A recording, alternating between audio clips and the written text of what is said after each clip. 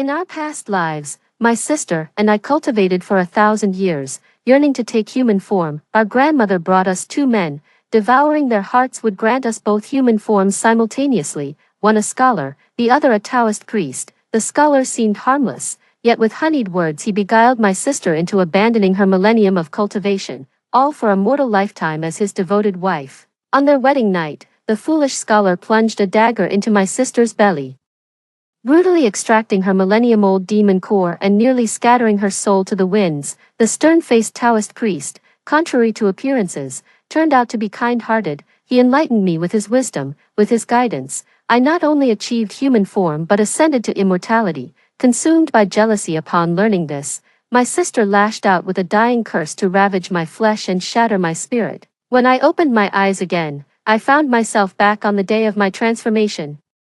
Grandmother once more threw the severely wounded unconscious scholar and Taoist before my sister and me. My sister snatched up the Taoist priest and bolted before I could react, swishing my serpent tail behind me. I simply smiled without a word. Dear sister, do you truly believe stealing that priest will grant you immortality? My sister and I are serpent spirits who've cultivated for 1,000 years, through the trials of time. We've finally manifested as beings with human torsos and serpent tails. Now, we only need the hearts of two men to complete our transformation into full human form. If we can consume hearts willingly offered by men, we may even attain immortality and divine wisdom. My sister and I are contemplating how to obtain these two men's hearts. Morrigan promptly dumped two unconscious men in the cave for my sister and me to choose from. Both men were battered and unconscious. One carried a long sword with talismans dangling from his waist, his aloof demeanor marking him clearly as a demon-hunting Taoist priest. The other wore scholar's robes, his jade-like features radiating such refined elegance it made one's mouth water. My sister immediately claimed the priest, turning to Granny with a pitiful look as she murmured, "Little sister, let me handle this troublesome priest. The delicate scholar's all yours." Granny looked worried. "Briar, are you sure? He's a demon-hunting Taoist priest." My sister feigned hesitation. "I'll manage. As the elder sister, I always think of you first. That scholar's pure essence would nourish you better. You should have him." Reading Granny's expression and my sister's act, I quickly said, "In that case, Althea thanks her dear sister for the kindness." My sister replied with saccharine sweetness, "No need for formalities between sisters. If you win the scholar's heart, my sacrifice won't be in vain. I'll just reluctantly make do with the priest." With a chuckle, I rolled up the scholar's scroll and left without giving my sister another chance to perform. My sister watched my retreating figure, her eyes flashing with an air of inevitability, as if celestial ascension was already within her grasp. Achieving immortality is the ultimate dream for many spirits and demons. Those who attain immortality shed their mortal coils, ascend to the heavenly realms, and bask in supreme glory and honor. My sister would never pass up this once-in-a-lifetime opportunity, and neither would I. In our past life, my sister stole the scholar away while I was traveling. The scholar was pure-hearted and simple-minded. Deceiving him was child's play. His genuine affection would make the perfect nourishment, so my sister immediately asked Granny for medicine to temporarily conceal her tale. On a rainy day at Broken Bridge, the maiden let the downpour soak her robes as she paced restlessly, seemingly awaiting someone. At length, spotting a scholar approaching, she instantly transformed into a delicate enchantress, her slender frame darting forward to collide with the scholar's chest. "Oh dear, my sincerest apologies. I was so preoccupied escaping the rain that I neglected to watch my step. Are you quite all right?" With a bewitching pout and honeyed tenderness that could melt winter frost, the maiden addressed the scholar. The scholar startled at the sudden impact, yet swiftly regained his composure. The bookish scholar, who usually had his nose buried in classics, took pity when he saw the delicate young woman drenched in the downpour. "Don't worry," he said. "I see you're alone in this heavy rain without an umbrella. Here, take mine." Feigning surprise and bashfulness, the woman replied, "Oh, I couldn't possibly." "What would you do then?" "It's bad enough that I bumped into you. How could I take your umbrella too?" Yet her eyes sparkled with hopeful anticipation. Noting her persistence, the scholar suggested, "Since you say so, miss, why don't we share this umbrella? Where do you live? Let me escort you home." The elder sister graciously accepted the scholar's invitation and accompanied him to her cottage outside the city walls. The rain showed no sign of letting up, instead growing heavier, much to the sister's secret delight. Seeing the torrential downpour, the scholar no longer protested when she insisted he stay. The sister prepared a steaming bowl of noodles for the scholar. Seated at a modest wooden table, they shared the meal and conversation. As the rain pattered around them, affection blossomed between the two. As time passed, the elder sister genuinely fell for the scholar. At first, she merely avoided their grandmother's watchful eyes. Her affection grew deeper with time, until she secretly transferred her centuries of spiritual cultivation to him. For though the scholar lacked scholarly foundations, he nursed unrealistic dreams of topping the imperial exams. The elder sister, genuinely smitten, even resolved to forsake her demonic form and marry the scholar, all to use her spiritual cultivation to defy fate for the scholar, aiding his imperial examination ambitions. On their wedding night, adorned in resplendent bridal robes, she clung to the scholar in blissful embrace, convinced she'd found her soulmate. Abruptly, the scholar's expression twisted inhumanly. Brandishing a dagger, he plunged it into her abdomen, ruthlessly extracting the millennium-cultivated demon core. The scholar crushed my sister's demon core, instantly obliterating her 1,000 years of cultivation. Her body collapsed to the ground, her very soul nearly scattering to the winds, too, in her final moments of despair and agony. Clinging to the last wisp of her fractured spirit, my sister barely managed to drag herself back to Black Mountain. The truth was revealed. The scholar had known all along she was a serpent demon. Every moment had been his carefully orchestrated scheme. Yet my fate diverged sharply from my sister's tragedy. When she stole the scholar's heart, I had no choice but to turn to the Taoist priest. I intended to devour that troublesome Taoist's heart outright. But unexpectedly, he possessed protective magic. Not only did he survive, but miraculously regained consciousness, effortlessly breaking free from Granny's restraints. He saw through my true form, yet instead of killing me, he sought to redeem me. He warned me, killing condemns you to remain a serpent demon forever, while helping others may grant you immortality. At first I didn't believe it, but the Taoist priest made sure I performed one good deed daily, under pressure. I followed his instructions. After the 100th good deed, my serpent tail miraculously transformed into human legs. At that moment, my heart overflowed with indescribable joy. In my excitement, I let my guard down and told my sister about it. But back then, my sister was utterly infatuated with that scholar, having long forgotten our grandmother's warnings and dismissing my words with contempt. Doing good deeds for mortals, I can barely find enough time to spend my nights with Jet. Unlike you with all this leisure to spare, mortals' lives are as insignificant as flies. Why should I care whether they live or die? They're not worth expending my cultivation for. The more good deeds I performed, the greater my reputation grew. When drought struck the mortal realm, I exhausted my millennium of cultivation to bring rain. Reverting to my original form, believing the Taoist had deceived me, I resolved to carve out his heart with my own hands.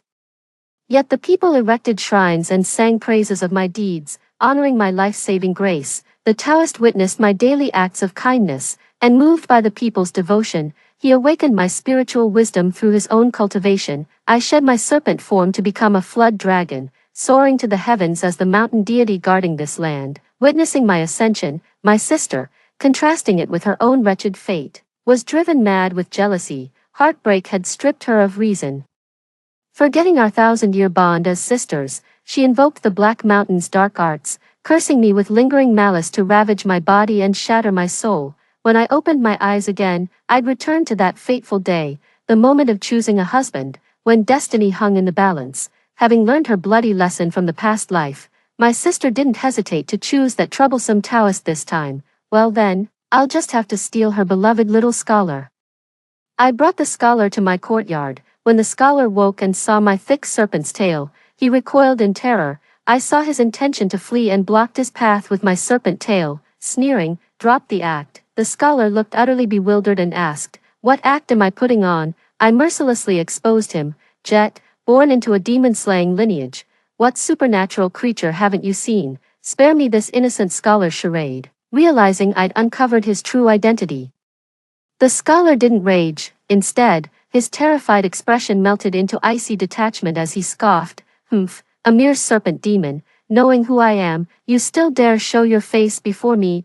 I paused for a moment, remembering how the Taoist monk from my past life didn't kill me upon waking, but sought to redeem me instead. What about this scholar before me now? Would he offer me salvation too? And my sister, What fate awaits her? Would the monk intervene to help her as he did for me in that previous life? With these thoughts weighing on me, I had no choice but to take the gamble. I answered his question. First, I've never killed anyone. Second, I'm a kind-hearted spirit. Why should I fear you? That was a statement, not a question. I'm gambling on him not killing me. Seeing his silence and slight change in expression, I pressed on. All you've done since childhood is follow your family around demon slaying. You're nothing but a brute with pitifully low education, thinking you could pass the imperial exams. That's pure delusion. Struck where it hurt, Jet's eyes reddened with rage as he roared, what gives a measly snake demon like you the right to judge me? With that, he raised his sword and came charging at me, dodging nimbly with my serpentine tail. I hastily pleaded as he swung his sword again. What if I tutor you for the imperial exams? Spare my life, and I'll make you the top scholar. Jet lowered his blade. Sensing his hesitation, I pressed on. Killing me is easy, but finding someone who'll coach you for free, that's rare. Jet had long yearned to break from his family and serve the people as an official. My gamble paid off. He spared my life on the condition that I'd help him become the top scholar. At first, he didn't trust me, fortunately. The Taoist priest from my past life had taught me enough to impress this scholar, though he'd clearly abandoned any thought of killing me. He still regarded my words with suspicion. A faint trace of wariness flickered in his eyes. I scurried to the bookshelf and pulled out every single book. If you don't believe me, feel free to browse through these books yourself. With skeptical curiosity, he approached and examined each book, only to find every page densely annotated with my notes. He fired off a dozen more questions at me, and I answered each one flawlessly. The murderous glint in his eyes gradually gave way to reluctant admiration. And just like that, I became his teacher. For Jet, a demon slayer of 10 years, laying down his blade to seek enlightenment was no easy feat. The scholarly path proved exceptionally challenging for him. Fortunately, I had a ruler handy. Whenever he dozed off during my lectures, I'd mercilessly whip him with it. When even the ruler couldn't stop his drowsiness, I switched to striking him with my thick serpent's tail instead. After getting whipped a few times, Jet became furious.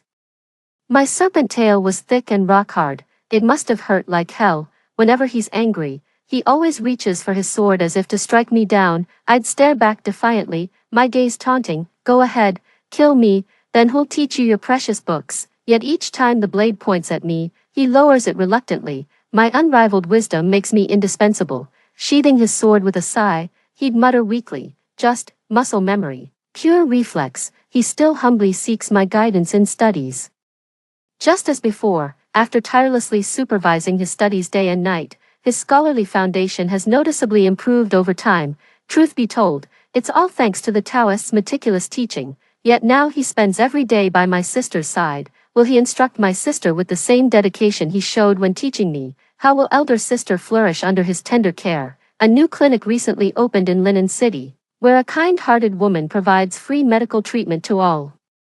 The townsfolk affectionately call her Briar, and everyone who mentions her praises her as a bodhisattva reborn, brimming with blessings. The clinic also has a resident Taoist priest, leading many to speculate they make a perfect couple. The only peculiar thing was that Briar always treated patients while seated. No one had ever seen her stand. People speculated she might have leg ailments, and out of concern, they kept bringing remedies for the kind-hearted Briar, but only I knew the truth. She didn't have legs, but a serpent's tail. That day, when I returned to Black Mountain, I found my sister waiting for me, as she had been for quite some time. Setting down the mended men's shirt in her hands, she approached, glanced at Granny, then said to me in that sickly sweet tone, "Dearest sister, what's gotten into you lately? Spending all your time with that scholar, have you forgotten Granny's warnings? Sweet sister, we're meant to attain human form together. Don't you dare lose yourself to this. I'm terribly worried for you." Before I could even react to my sister's words, Granny wordlessly lashed her whip across my back. Granny snapped angrily, "Althea, I sent you to harvest true hearts, not to frolic in romance." Watching my sister's smug expression and grandmother's furious demeanor, I had no choice but to swallow my pride for the moment. I explained to Grandmother, "Grandmother, I'm merely waiting for that scholar to willingly offer his devotion. Your teachings remain engraved in my heart. How could I forget?" Althea wouldn't dare. My sister began fanning the flames again, and Grandmother struck me with another lash. Indignant, I protested heatedly, but sister's also sewing robes for that Taoist priest. Why isn't grandmother punishing her? Elder sister said plaintively. You've misunderstood me, little sister. The sewing was just a pretense. The Taoist revealed the method of celestial ascension to me. Once I succeed, I can lend a hand to grandma and you too, little sister. I'm actually trying to help you and grandma. How could you think so poorly of me? Seeing elder sister's distressed expression, grandma decisively gifted her a century-old demon core. Elder sister beamed with joy. Thank you so much, grandma. After granny left, my sister swallowed the century-old demon core and sneered. How greedy of you, little sister. Not content with devouring him outright, you even crave that scholar's affection. But as your elder sister, I'll give you some advice. Eat that scholar now before complications arise. I remained silent. A bitter laugh echoed in my heart. Jet's a hidden demon slayer. If I try to kill him, I'd likely end up dead myself. Mistaking my silence for speechlessness, she continued gloating.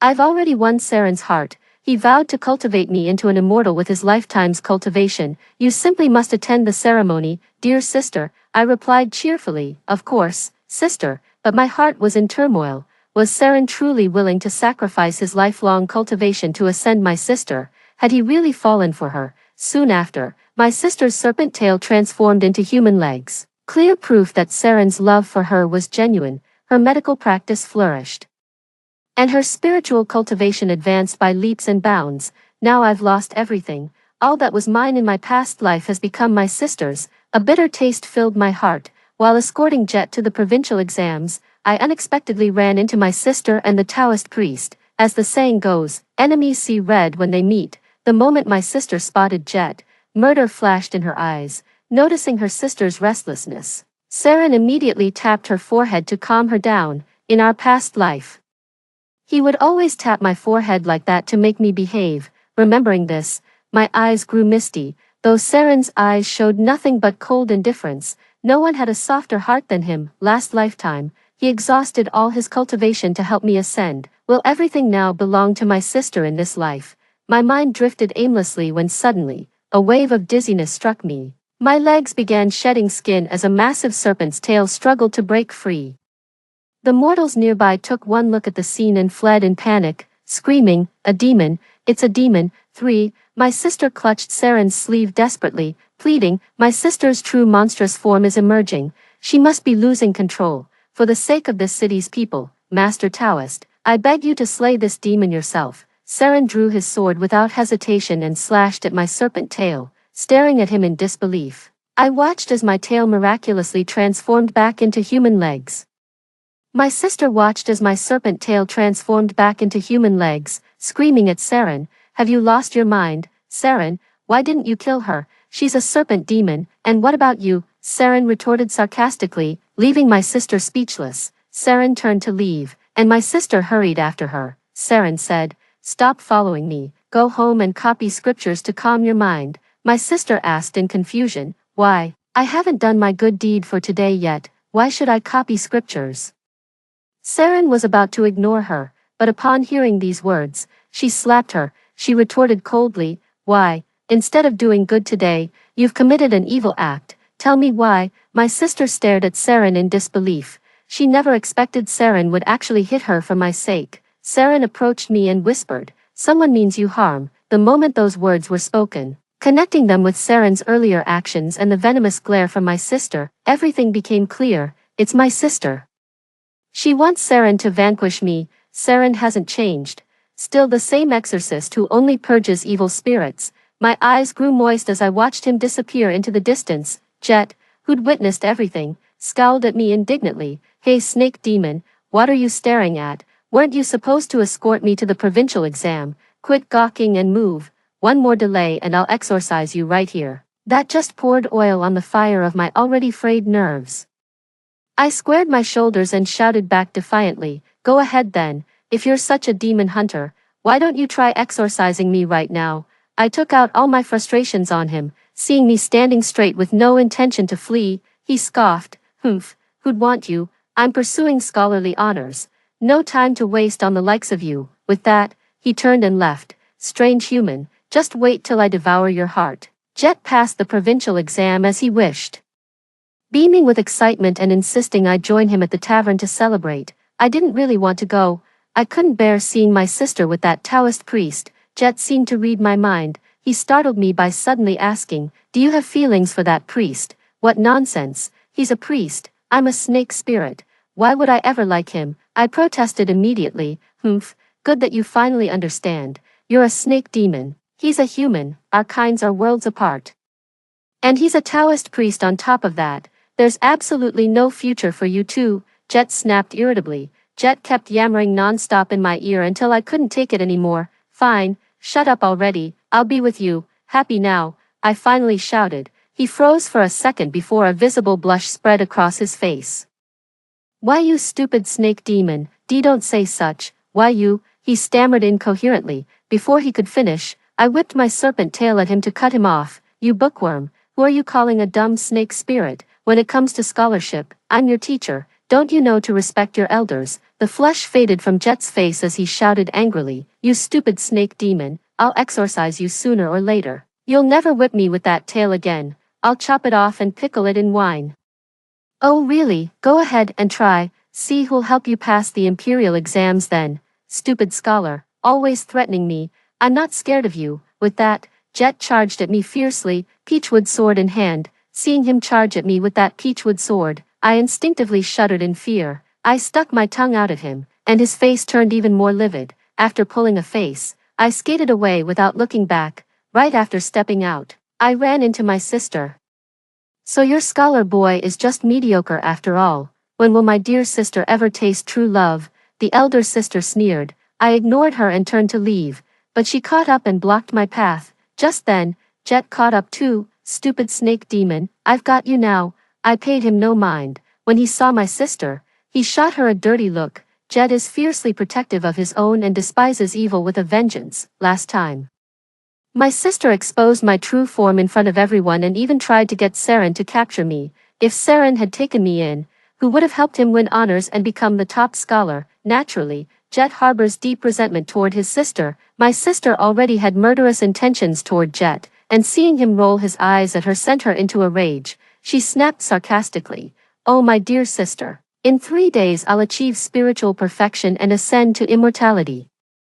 You simply must come witness it." Humph, it's all because she's about to become immortal in 3 days, can't spill blood or lose her temper at Jet, so she takes all her frustration out on me instead. 3 days, my thoughts drifted back to my past life. I was forced to behave like a proper demon, but my untamed nature made me resist Saren's guidance. Yet no matter how unreasonably I acted out, he never grew angry or blamed me. Even when I sank my fangs into his arm, lashed him with my tail, or constricted his neck, he remained unruffled. He simply said this too was a form of cultivation. When I finally wore myself out without getting any reaction from him, I gave in. He brought out books again and started teaching me to read, whether I pretended to sleep or tried to leave. He saw right through every one of my tricks. Then he launched into his usual sermon. A snake tail turning into human legs is just the form. What truly matters in becoming human is sincerity. You must cultivate a human heart. Oh, I know all about human hearts. Taoist, since you're so kind, won't you let me take a bite of your sincere heart? Saren shook her head. If you had your own heart, you wouldn't crave others anymore. I don't buy that. This little priest just doesn't want to share with me, later, to bring rain for mortals. I exhausted my centuries of cultivation and reverted to my true form. Saren thought I was dead, cradling me in her arms as a single tear fell for me. That tear became my true heart. The people erected a shrine in my honor, granting me another chance at immortality. The dragon god summoned 3 heavenly strikes. Surviving them would let me ascend as a celestial, but my cultivation was long gone. A single bolt would scatter my soul to the winds. Saren took the blow for me, but he was merely mortal. Such sacrifice would cost him his life. With his dying breath, Saren tore out his own heart and offered it to me. "Eat,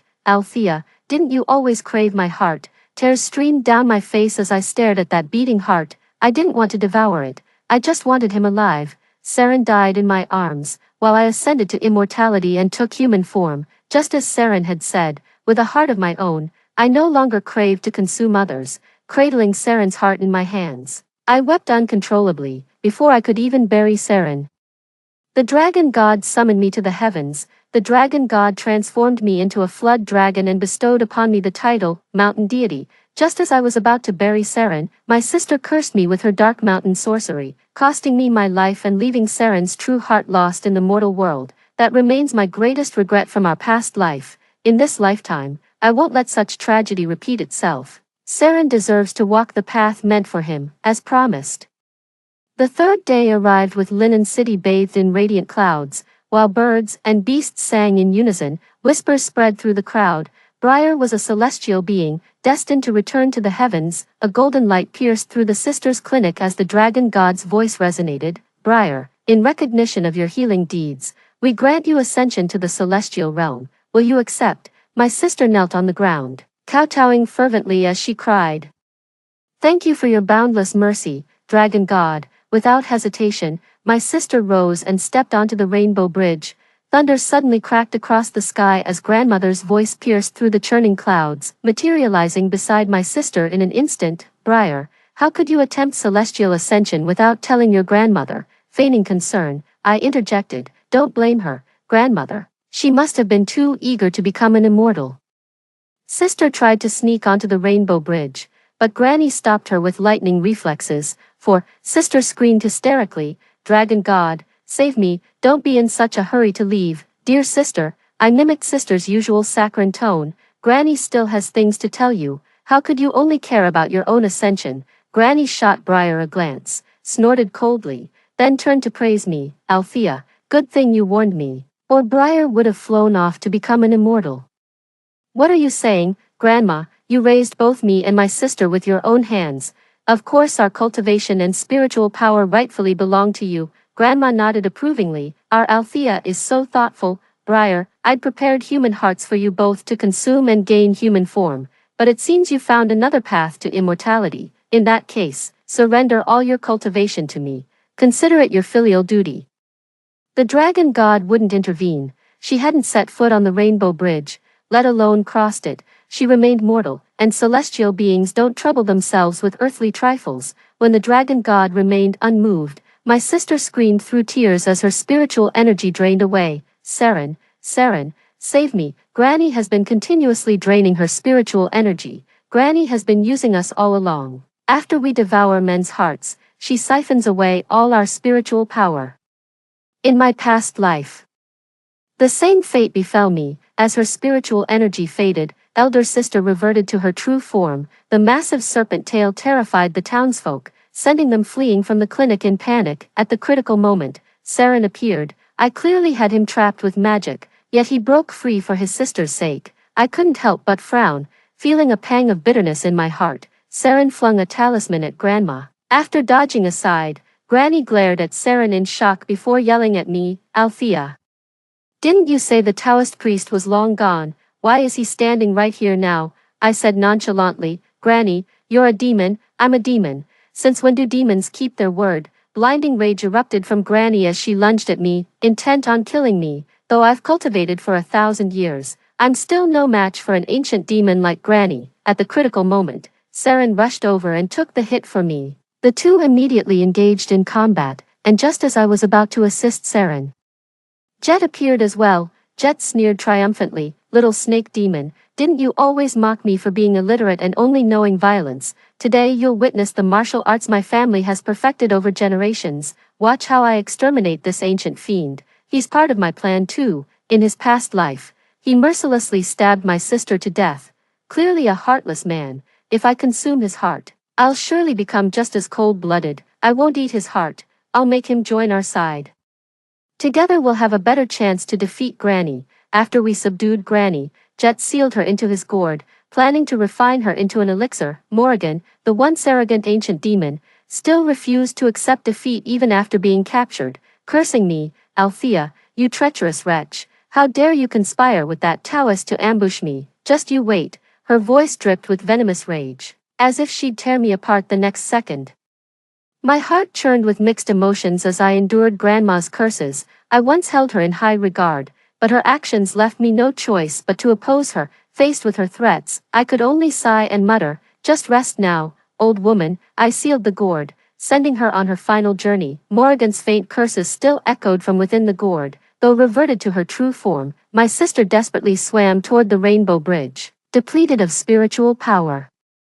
She suddenly turned and lunged at me like a madwoman, until Saren restrained her. Saren, unhand me, I'll kill that wretched girl, my sister shrieked hoarsely. She's the reason I failed immortality. I stepped closer. How exactly did I ruin your path to immortality? Seeing my approach, my sister bared her fangs to strike. Sister, you've lost all your spiritual power. Ascension is impossible now. Save your strength. What good will biting me do, Althea? I'll never forgive you.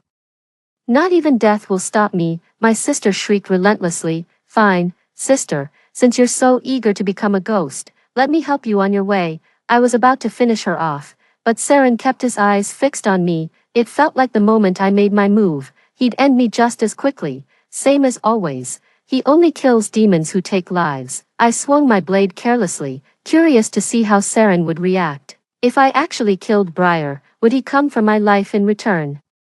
The cursed blade slipped from my grasp, landing near the edge of the rainbow bridge. The dragon god suddenly spoke. Karma from your past life still holds power in this one, Althea. I sense unfinished celestial destiny within you. By my grace, I offer you ascension. Will you cross this rainbow bridge? I shall appoint you as mountain god of Black Peak, granting you the rank of high immortal. In my past life, I never got to enjoy immortality before my sister killed me with her Black Mountain dark arts. Who knew the celestial fate from my previous incarnation would follow me into this rebirth? Hearing the dragon god's words, my sister lashed her serpent tail in fury, crackling with rage against this perceived injustice. Why, after all the good I've done, running free clinics to heal the poor, and still she ascends instead of me? Briar roared in outrage. 5. No one paid any attention to Briar. Ascending to immortality, becoming the mountain god of Black Mountain, these were everything I yearned for in my past life. But now I'm no longer that serpent demon who only craved human hearts. I've grown fearful. This mortal world holds someone I can't bear to leave. Gazing at the rainbow bridge, I've lost my former courage. I can't bring myself to cross it anymore. I want to stay in the mortal realm, by Saren's side. I turned to look at Saren, never expecting him to understand my veiled words. After a moment's gaze, he began walking toward me, with glistening eyes. Saren said, Althea, even if you don't want me, I'd still protect your ascension to immortality. No, that's not true, I protested. Saren, I never rejected you.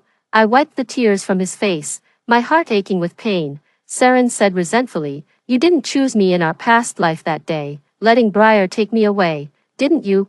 I was shocked. Apparently I wasn't the only one who was reborn. Saren had been reborn too.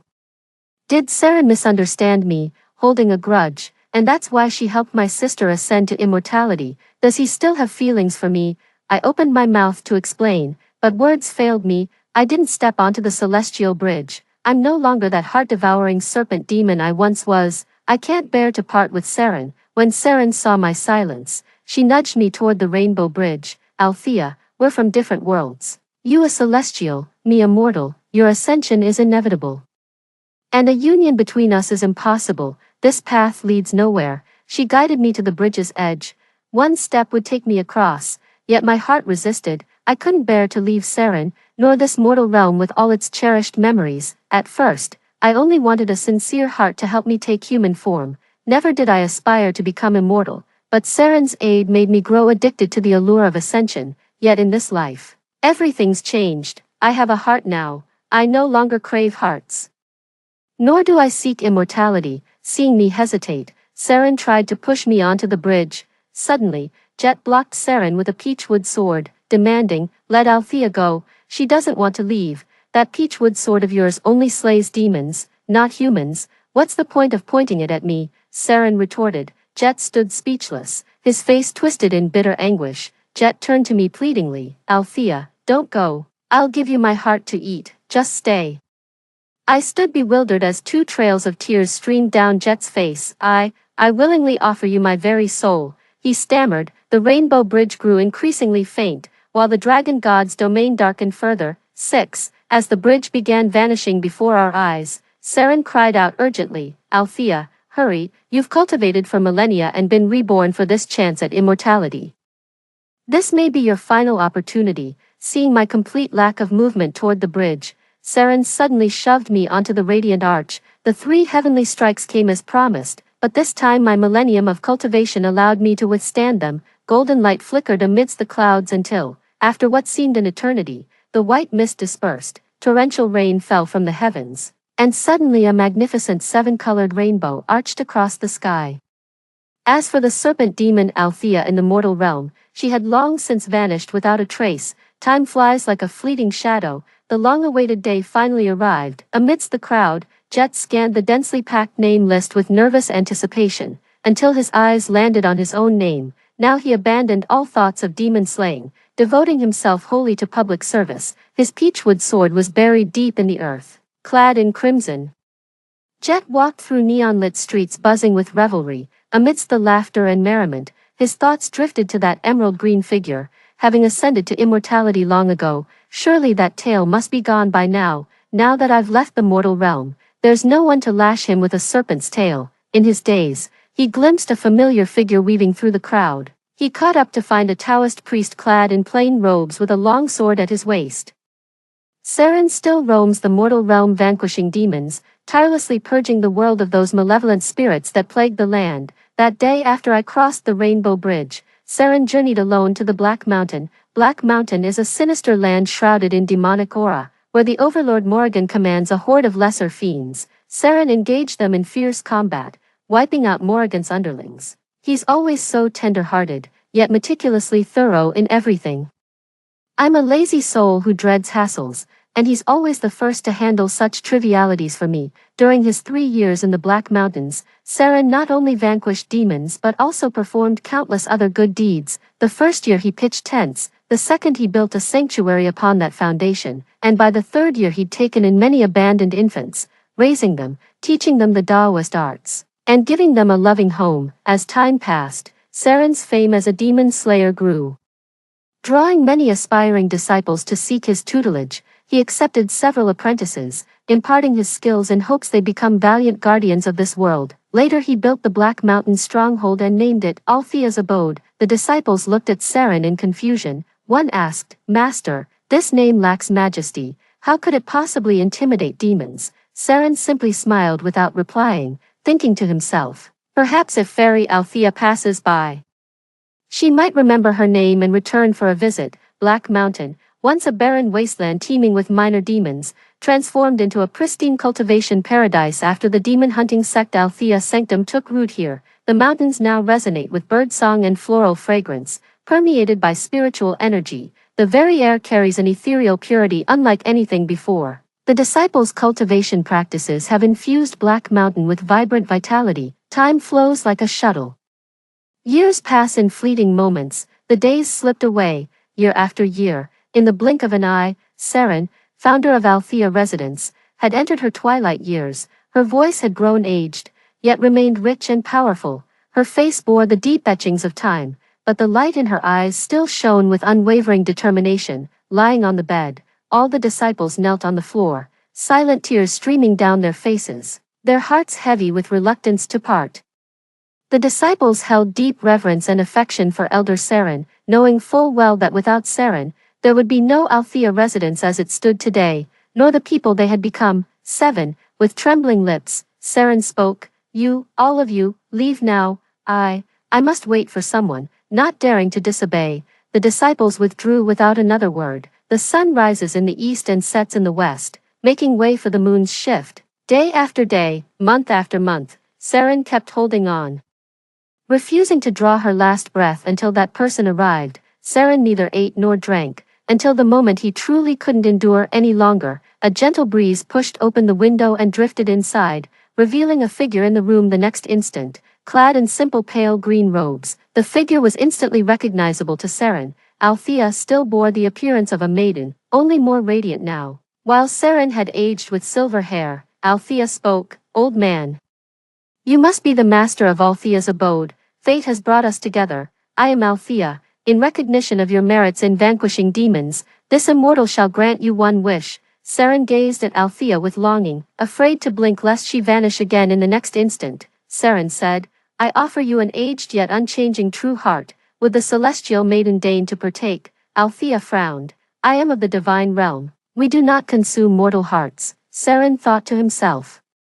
It seems she's forgotten all memories of the mortal world, perhaps it's better forgotten, the worldly troubles that are but fleeting clouds to an immortal. As Althea spoke, her tongue instinctively flicked against her fangs. Althea reflexively covered her mouth, thinking, oh no, my serpent instincts nearly gave me away, but this old man's eyesight must be failing. He probably didn't notice. She tried to conceal her true nature, yet felt an inexplicable kinship with Saren stirring in her heart. Saren gazed at her with rapt attention, smiling wordlessly. After a long silence, Althea approached and checked his breath.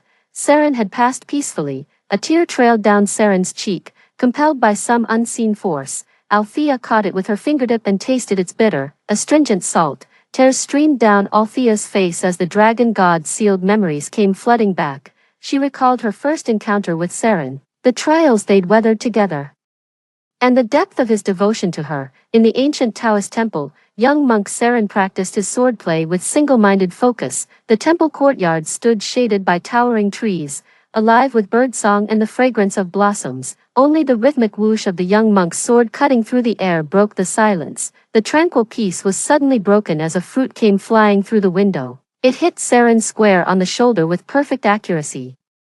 The young Taoist picked up the fallen fruit, and a warm smile spread across his face at the sight of two tiny fang marks. Peering out the window, he saw Althea waving at him. Saren, come play, your master's napping. He won't notice. Saren remained silent, yet his feet carried him involuntarily toward the window. Noticing his troubled expression, Althea asked, what's weighing so heavily on your mind? Saren met her gaze with profound intensity and answered truthfully, I was thinking, if you ever became a demon, what should I do? Whether I'd have to eliminate you. Ever since Saren gained consciousness, Althea had stayed by his side, claiming to be his guardian deity, yet through the years, her voice and appearance never changed, eternally unchanging. This filled Saren with curiosity. Althea burst into laughter. A demon, me, I'm the mountain deity.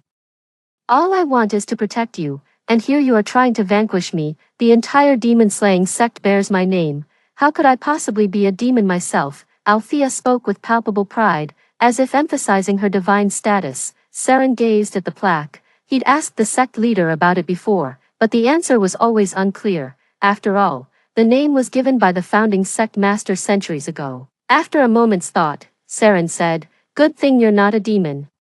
Althea grinned playfully, and if I were, what would you do to me? Althea gazed at him, as if eagerly awaiting Saren's response. Saren locked eyes with her and declared, then I'll lay down my sword and live as an ordinary man. Saren's voice rang with resolute conviction, utterly believable. Even if Althea were truly a demon, he'd willingly forsake his power just to stand guard by her side. Althea teased him with mock horror. Oh, but ordinary folks can't defend themselves. A demon might just dig out and gobble up your heart. Saren replied calmly. If it's you, I wouldn't mind at all.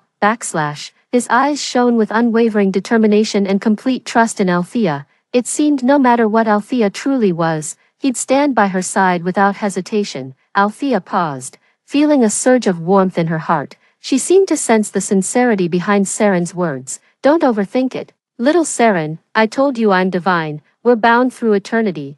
I'll always protect you.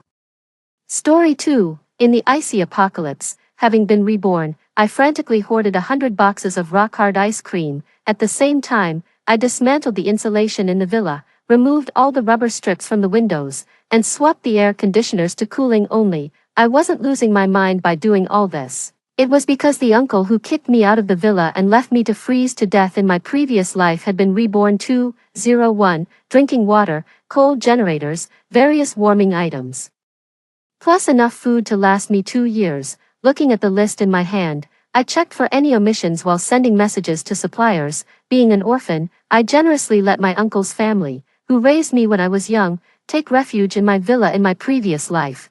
But the snowstorm came too suddenly, and food was scarce in the villa. In their desperation for more food, they slaughtered the dog I had for 7 years and ate it, and even kicked me out of the villa I paid for, leaving me to freeze to death in -30-degree weather. Reborn, I couldn't let this happen again. I had to secretly stockpile supplies and fortify my villa. This time, I was going to watch these ingrates repeat their past mistakes. The thought was somewhat exhilarating. I took out my keys, intending to enter the apartment I rented in the city center, but the next second, I heard a strange noise inside, thinking it was a thief. I was about to call the police.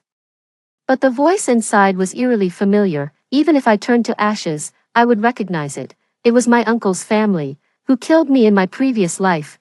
They had my keys and often came to stay as if it were their own home. Previously, I didn't say anything because of the gratitude I owed them for raising me, but now, all I had left for them was hatred. Just as I was about to drive them out, I overheard a conversation that I couldn't calm down from for a long time. Madeline, that dead girl. The supermarket owner, Mr. Wang, told me she ordered 200 boxes of instant noodles and also heard she contacted a renovation company to order a bunch of insulation materials. She must have been reborn, otherwise why would she need so many noodles? It was my aunt speaking, her words chilling me to the bone as I listened carefully at the door. They had been reborn too. What should I do? This life. She must be planning to hide by herself, watching us freeze to death. What an ungrateful beast after we raised her. The irony, not knowing which beasts left me to die in the icy wilderness in my previous life. Let's do this. We'll use her plan against her. She must have hoarded quite a bit of supplies, and her villa will be renovated and fortified. Once she's done, we'll do as we did last time and kick her out. 02. My heart grew colder. They killed me once in my previous life, and now they were planning to do it again. I wanted to confront them.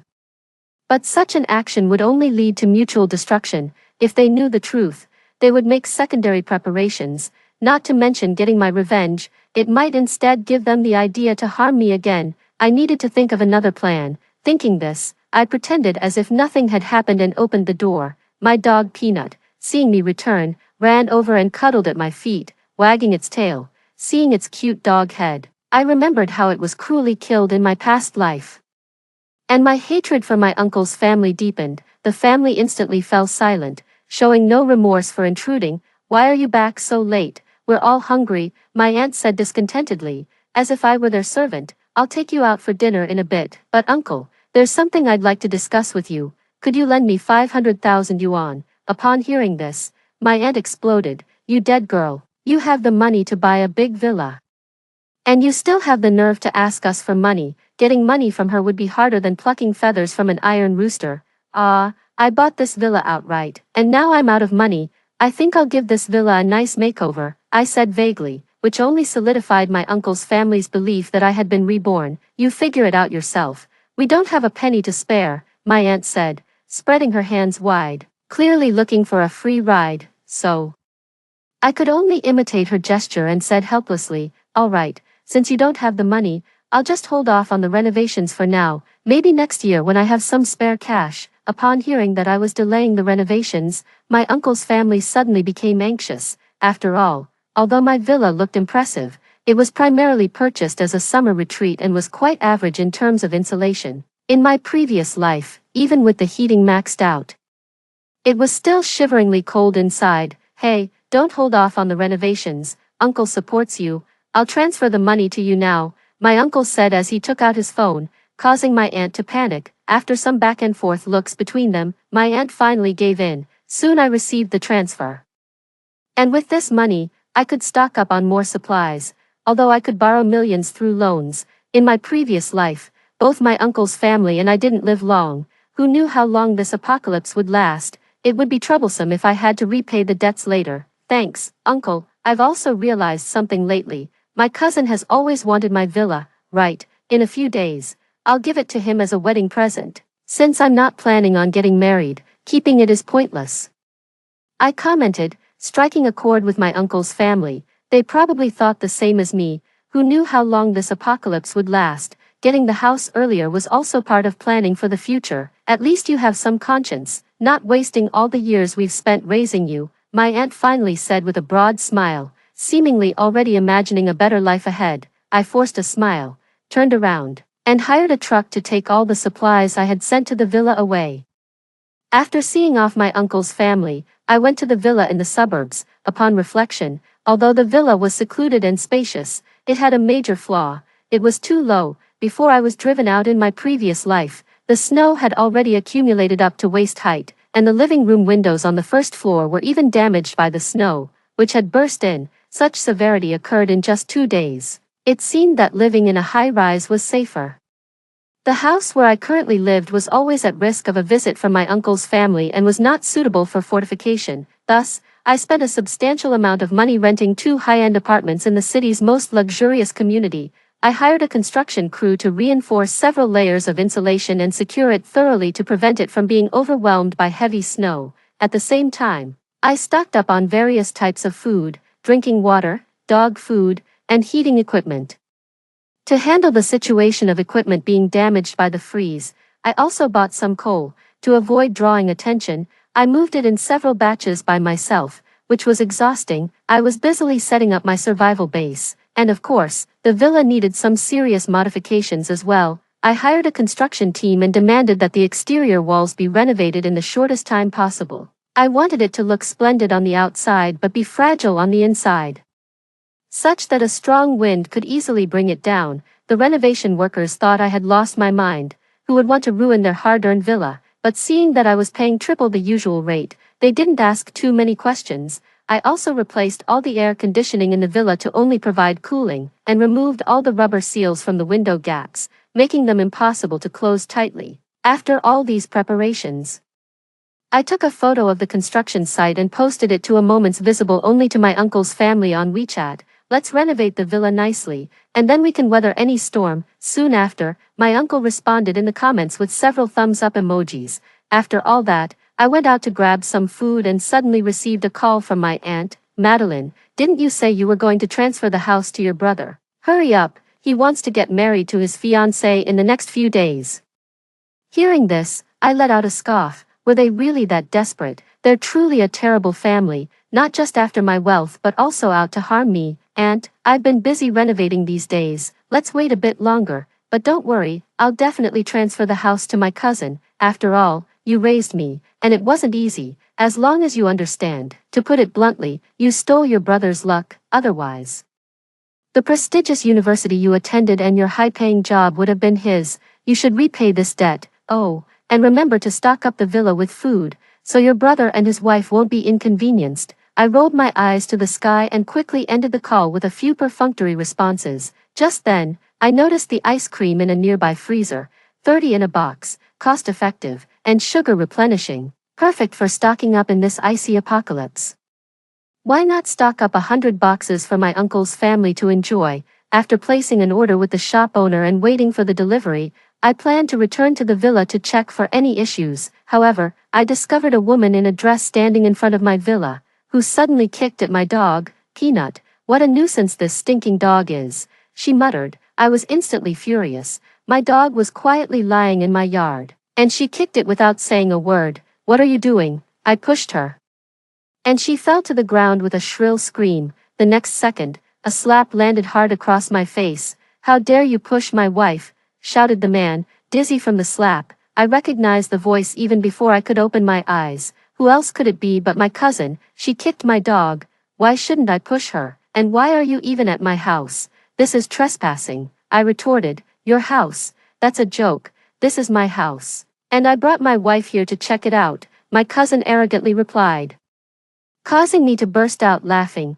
Are you kidding? I bought this house, didn't I? Just because you bought it doesn't mean it's yours. Is there such a good deal in the world? You're just a girl. All the money our parents spent on raising you should be used to support me, and of course, the house you bought. Seeing my cousin's shameless attitude, I was about to kick them out when suddenly the woman exclaimed in confusion, Madeline, is that you? I looked up sharply, and her face gradually became clear. It was Naomi, the girl who used to bully me in middle school. I still can't forget the humiliation of that day. I had joined the gymnastics team, and she tricked me by saying she had a surprise for me and blindfolded me. Then she led me to the auditorium full of people and pulled down my pants in front of everyone. The laughter and the sound of camera shutters still echo in my ears. For years, whenever I think back to that incident, my body uncontrollably shivers, and there were countless other incidents, which have become an indelible psychological scar from my middle school years. It really is you, dear. I can't believe this trash is your sister. That's really annoying, Naomi said with a look of disgust. I turned to my cousin, my voice trembling. I've told you before, this person used to bully me. But before Naomi could speak, my cousin dismissively said, "So what if she bullied you? Why not bully someone else?" "It's because you deserve it." In the next second, my cousin's expression changed completely, and he started sweet-talking Naomi. "Baby, don't bother with this bitch. It's this dog that scared you, right? I'll kill it and stew it for you to nourish your body." After that, he kicked Peanut right in the head. The tragic scene from Peanut's past life flashed through my mind. But this time, I wouldn't let them bully me at all. "Peanut, bite them," I commanded. Peanut, a German shepherd, was famished in his previous life and only stopped by my uncle when he was about to collapse. This time, he was well-fed and naturally stronger. Following my command, he started ferociously biting at the legs of the despicable couple. "Ah, control your dog, you bitch," they screamed, as they got bitten and fled like stray dogs, quickly leaving my villa. I then walked back into the villa with Peanut, smiling, and poured myself a drink. Just as the ice cream delivery man arrived. "Girl, even if you love eating, you shouldn't buy this much. What will you do if you can't finish it all?" he said. I made up an excuse and hurried the delivery man to unload and leave. I was planning to rest in the villa overnight when suddenly I felt a chill. Stunned for a moment, I quickly ran outside. Sure enough, the sky, which had been clear moments ago, suddenly began to snow. Oh no, how could the apocalypse come so early? Just then, I heard the sound of an engine nearby, and my uncle's car sped towards me. Oh no, this really messes up my plans. I was about to slip away, but my uncle's car had already stopped in front of me. My uncle, aunt, cousin, and Naomi all got out. Upon seeing me, fury filled my cousin and Naomi's eyes, but they recoiled a bit at the sight of Peanut beside me. My aunt was blunt and pointed at me, scolding, "You little wench. How dare you set your dog on my son and daughter-in-law? I've always disliked that damn dog of yours. Now that it's cold, we might as well stew it to warm ourselves with a dog meat hot pot." "Dog shit hot pot, anyone? I have plenty of dogs," I retorted coldly. "Hey, you," my aunt started, attempting to scold me, but my uncle stopped her. Smiling amiably, my uncle asked, "Madeline, how much supplies have you stored in the house?" I looked at them warily. "Why do you ask?" "Just enough for daily use," I said. Before I could finish, my uncle's family pushed their way in, delighted at first when they saw the boxes on the floor, but their faces fell when they eagerly opened them only to find, box after box, nothing but ice cream. "What the hell is this?" "Ice cream, sweet and tasty. Help yourselves. There's plenty of it," I said nonchalantly. My uncle's face turned frantic as he opened more than a dozen boxes, all filled with ice cream. Finally, he couldn't hold back any longer. "You foolish girl. The apocalypse is upon us, and, why are you hoarding all these ice pops? Have you lost your mind?" Hey, uncle, don't rush to judge. Although these are just ice pops, they have another great use besides eating." I approached and picked up a frozen solid ice cream bar, mumbling to my uncle, "What use?" Uncle leaned in closer, scrutinizing the ice cream bar intensely but failing to see any practical use. "That is, they can be used as weapons." After saying that, I threw the ice cream bar directly at Uncle's eyes. Instantly, Uncle cried out in pain, and others rushed over to check his injuries. Seizing the opportunity, I scooped up Peanut, dashed out of the villa, jumped into Uncle's car, and hit the accelerator. "Bitch, come back here. I swear you'll pay for this." The angry curses of Uncle's family echoed behind me. They tried to follow me, but the snow was falling heavier, and the fierce wind forced them back repeatedly. Eventually, they couldn't stand it and hurried back inside. Taking advantage of the still manageable snowfall, I drove back to my upscale neighborhood at full speed. Back in my now warm and dry home, transformed by my own hands, I lay on the sofa, completely relaxing both body and mind. Outside, the blizzard swept through like death itself, toppling trees that could not withstand the onslaught, hitting nearby stalls, vehicles, and even pedestrians. Sounds of car horns, wails, and crashes were incessant. Looking down from above, the scene resembled a hell on earth. Just then, I received a call from my cousin. "Fuck you, you damn bitch. How dare you hit my dad? I'm going to kill you." The call started with a barrage of curses that nearly burst my eardrums. I cleared my ears, just about to respond, when Uncle snatched the phone away. "Madeline, tell me the truth. Did you just hoard these ice creams?" Uncle's tone was full of hope. making a final struggle. Of course, there's more. Go check the basement. Upon hearing this, Uncle was momentarily overjoyed, but soon, he burst into furious swearing over the phone. Madeline, isn't this just another pile of ice creams? It's different. The ones in the living room are plain flavor, and the ones in the basement are strawberry. If you're tired of one, switch to the other. Don't shortchange yourself. After hanging up, I cheerfully filled a bowl with dog food for Peanut, and while we still had electricity, I cooked up a steaming pot of hot pot. Enjoying the delicious fatty beef, I suddenly remembered the warmth I felt just before freezing to death in the snowy wasteland of my past life, and tears streamed down my face. It's good to be alive, and even better not to starve. Suddenly, I remembered that there were still surveillance cameras installed in the villa. Turning them on, I saw Uncle pacing anxiously in the living room, Aunt repeatedly dialing my phone while cursing. Naomi was outright crying, hitting my cousin in her frustration. You said there was a lot of food here. Why is it all ice cream? I wouldn't have come if I'd known, she sobbed, seeing his little wife cry so pitifully. My cousin was heartbroken, comforting her while furiously cursing me. That damn ingrate, she'd better never come back, or I'll never forgive her and I'll stew that stinking dog. Hilarious. They still think I'd come back. I lifted my phone, recorded a video of the steaming hot pot, and posted it to my social circle. The caption read, "Hot pot is great, but it would be even better with an ice cream right now."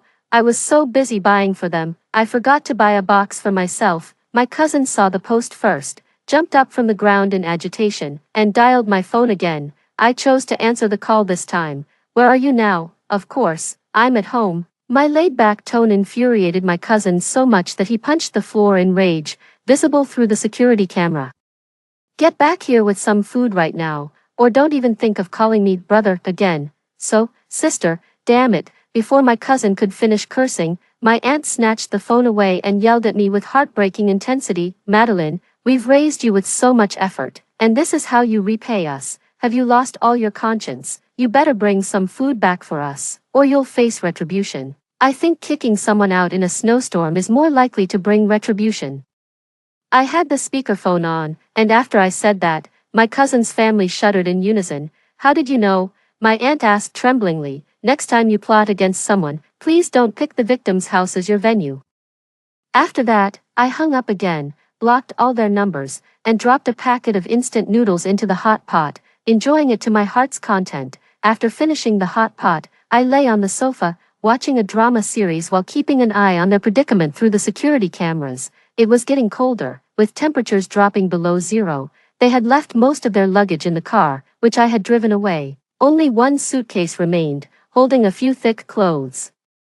But it was far from enough. Naomi, shivering, tried to turn on the heater with the remote control, but no matter how much she pressed, only cold air blew out, freezing her even more. "This damn air conditioner's heater isn't working," she screamed. My uncle went over, opened the air conditioner's cover for a closer look, and began stomping his feet in frustration. "This air conditioner doesn't even have a heating function." "What?" The others, wide-eyed, shouted in disbelief and ran around checking every room, but found no heater anywhere. Naomi's nose was already running, and seeing this, she just sat down on the floor and started crying. "Woo woo woo, what sins did I commit? I should have just stayed home." Already irritable, my aunt became even more agitated by Naomi's crying. Crying, all the good fortune is cried away by you." My aunt was used to being domineering, especially with a scapegoat like me around, and never held her tongue. But Naomi was no ordinary person. In middle school, she had made all her teachers cry with her words alone. All this fuss about what? I thought this place had some capability, but it turns out the whole family is useless. Upon hearing this, my aunt exploded and slapped Naomi. "The audacity. No matter what, I'm your future mother-in-law. You have no manners at all. Let me teach you a lesson." Naomi didn't put up with her and slapped her back, twisting my aunt's mouth. "Askew, manners be damned. I am the manners." My aunt, infuriated, started fighting with Naomi. My cousin and uncle rushed to break it up. Seeing his wife's scratched face, my cousin was so heartbroken he didn't even care about his mother's swollen face and began accusing her without any distinction. "Mom, can't you stop disrespecting yourself and picking on Naomi, a young girl? I'm your mother and you're not supporting me, but supporting an outsider. I've raised you for nothing. What a sin." My aunt sat down heavily on the floor and cried so loudly that probably even the neighbors in the next villa could hear her, but my cousin's attempts to console her were futile. Just then, my uncle, who had been silent, suddenly kicked my aunt and shouted, "Stop crying, damn, it's annoying, think about how we're going to survive instead." My aunt looked at him in disbelief, tears streaming down her face, and then she exploded, thrashing on the ground, kicking in circles, hitting everyone around her. "I can't live like this, all of you are beasts. Why is my life so miserable?" Uncle could only sigh helplessly as he and his cousin each took a bite of the ice cream, cursing cold enough to freeze my teeth off. "If I see that bitch Madeline again, I'm definitely stuffing her mouth full of ice cream." 08. Watching this family's miserable state brought a wide smile to my face. I pulled out a bag of frozen fried chicken, heated it in the air fryer, squeezed some sweet mayonnaise on top, and posted it again on my social circle. Seeing Uncle and his family hopping mad in my comments section and private messages improved my sleep quality significantly. The next morning, after heating up 2 meat buns and cooking a bowl of porridge, I checked the surveillance as usual. With no blankets or pillowcases in the beds of the villa, they had to huddle together on one bed, thus surviving on the hard ice creams. They barely made it through 3 days. Growing delirious with hunger, "This can't go on, we need to go out and find food," Uncle said, "but I've checked the map, and the nearest supermarket is 2 kilometers away. I'm afraid we won't make it on foot. Shouldn't we just wait for rescue?" His cousin replied worriedly. This villa complex was very remote, with low prices but inadequate facilities. Under normal circumstances, 2 kilometers by car would only take 5 minutes, but now, without a car and with the snow making it hard to walk, they feared they might freeze before reaching their destination. "This godforsaken place is so remote, but going out gives us some hope. Staying here is a dead end. Do you really want to eat those ice creams until you die?" Uncle grew more and more agitated, punching the bed as if hitting my face. After a long while, his cousin sighed deeply. "All right, let's go out and look for food. Naomi, you stay at home." Before he could finish, their mother was already fuming. "Why should she stay here and do nothing, Mom? Naomi is a delicate woman. How could you bear to let her risk herself?" This only infuriated their mother further, and she began to rant. "She's a delicate woman, and I'm not. I'm nearly 60, and you'd let me take the risk. What was the point of raising you?" All right, both of you stay here then," said the cousin, exasperated, wrapping himself tightly in clothes and tearing down the curtains to cover himself before opening the door with Uncle. But as soon as the door opened, thick snow rushed in, knocking them both to the ground. "Damn it, this is lethal." Struggling to their feet, they forced themselves into the thick snow. Though there was no wind for the moment, the temperature had dropped to -35 degrees Celsius. To survive in this temperature, they had to wrap themselves up tightly. But with only a thick coat and curtains, no scarves or earmuffs, their faces quickly frosted over, their noses and ears turning red and even purple from the cold. "It's too damn cold," they grumbled. They hadn't even made it out of the yard before they crawled back inside. Seeing them return defeated in less than 2 minutes, Naomi's disdain and resentment intensified as she muttered to them, "So useless. Couldn't even handle it for a bit. Are they even men, now?" Even her love-struck cousin couldn't save face. "If you keep talking smack, I'll tear your mouth apart. If you're so capable, why don't you go?" their mother retorted, displeased. Although her son wasn't on her side, she was always ready to defend him. "Then let's all starve. Oh, and there's plenty of ice cream." Naomi, fuming, walked over, grabbed an ice cream, and threw it at her aunt's face. The house was filled with the sound of an airplane propeller from the surveillance, followed by an announcement, "Ladies and gentlemen, we are now dropping supplies. Please collect them as needed and be courteous and respectful. Do not fight over them." What? A supply drop? This wasn't part of my last life. Hearing about the supply drop, all 4 people in the house burst into excitement, rushing out one after another. This could be troublesome. What if they managed to survive this?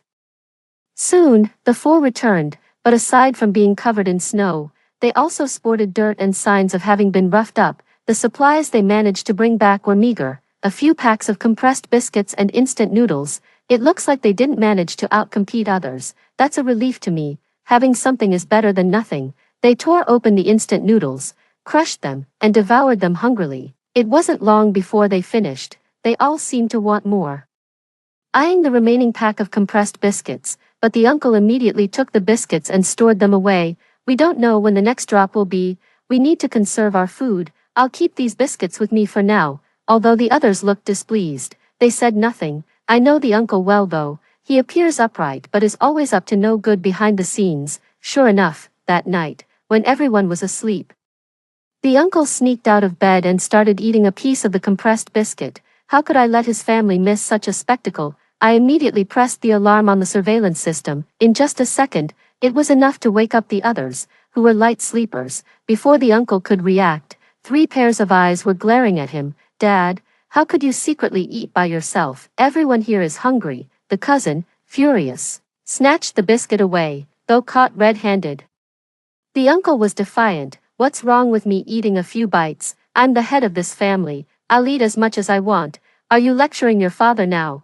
After saying this, the uncle raised his hand, intending to slap his son, but he hadn't anticipated that his son, a tall and strong man, would kick him in the stomach. The cousin's kick sent the nearly 60-year-old uncle flying like a broken string, knocking him unconscious on the floor. The aunt was stunned, tearfully hitting her son on the shoulder. How could you hit your father like that? The cousin's face showed guilt, but Naomi suddenly took his hand and whispered something in his ear. A second later, the cousin's expression became conflicted. Eventually, he seemed to make up his mind, walked over, picked up the uncle, and started dragging him towards the door. Uncle also came to his senses and immediately started panicking and shouting when he saw what was happening. What the hell are you doing?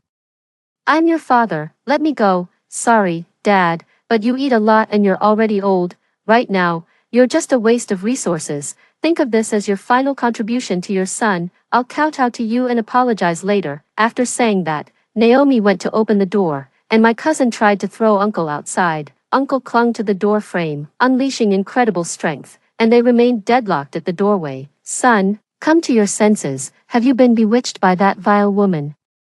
Are you really going to abandon your own father? Aunt was crying and trying to stop my cousin. Her tears turned to ice crystals when they met the cold air. Mom, there's no other way, or we'll all be doomed. Just help me this time, and I promise I'll take good care of you later. Please, Mom. After my cousin shouted these words, Aunt was stunned. Her grip loosened, and she turned away, unable to watch the cruel scene. You're all beasts. I won't rest even as a ghost. I won't let you off. Thus, Uncle was thrown out into the snow screaming, and the door was shut, just like I was thrown out in a previous life. From outside, there came the sound of Uncle knocking and wailing, but the noise soon weakened and finally disappeared into the howling wind and snow. Aunt fell to her knees, crying her heart out. I'm so sorry. My cousin walked over, crouched down, and embraced her from behind, whispering softly, Mom, don't worry. I'll take good care of you. Aunt numbly nodded, turning to embrace my cousin, but in the next second, my cousin picked her up and threw her outside too. I was so shocked I dropped my phone. I never imagined my cousin could go to such extremes, being so cruel even to his own parents. Again, Aunt's cries came from outside, gradually weakening until they faded away. When all became silent, my cousin knelt down, frantically kowtowing at the door. I'm sorry, I'm sorry. Son is also trying to survive. He felt immense guilt, even knocking his forehead until it bled. Naomi went over and held him tightly, gently soothing his back. It's okay, it's okay. Your parents will surely forgive you. Really, I'm so scared. Now all I have is you, Naomi. Let's survive this together. Okay. My cousin cried bitterly in Naomi's arms, who silently comforted him. Only from the angle of the surveillance could one see the malice in Naomi's eyes, reminiscent of the way she used to bully me in middle school. Hell is empty, and the devils are here. Calling such people evil spirits would not be an exaggeration. Feeling uncomfortable, I started watching the surveillance less frequently. Peanut hadn't been walked in a long time and lay depressed on the ground. These days, I'd been repeating the cycle of eating, sleeping, and watching dramas. I once longed for such a life of eating and sleeping, but experiencing it firsthand, I realized it's unbearable. Feeling almost moldy, I wonder when this apocalypse will end. After another week and a half, I turned on the surveillance again. They had raided another airdrop, but this time there were only 2 of them, and they got even less, just a bag of instant noodles. Having finished the compressed biscuits long ago, they split the noodles in 2, numbly eating. It might end like this, but dying together with you, Naomi, I have no regrets.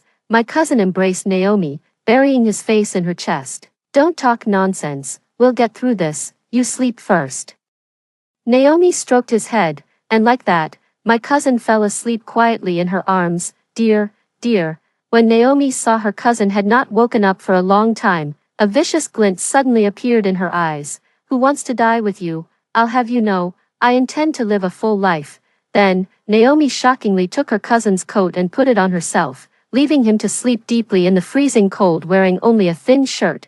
Ah, how warm. Naomi, have we been rescued? Suddenly, her cousin turned over, showing a blissful smile, though his eyes remained closed. I knew this was a sign of someone about to freeze to death. Naomi was clearly aware of this too. Satisfied, she pulled a piece of chocolate from her chest and savored it contentedly. What a piece of work, hoarding food. Only a lowlife like her could do such a thing. How could I let you get your way, after what you did to me in middle school? Even 1,000 cuts wouldn't be too much.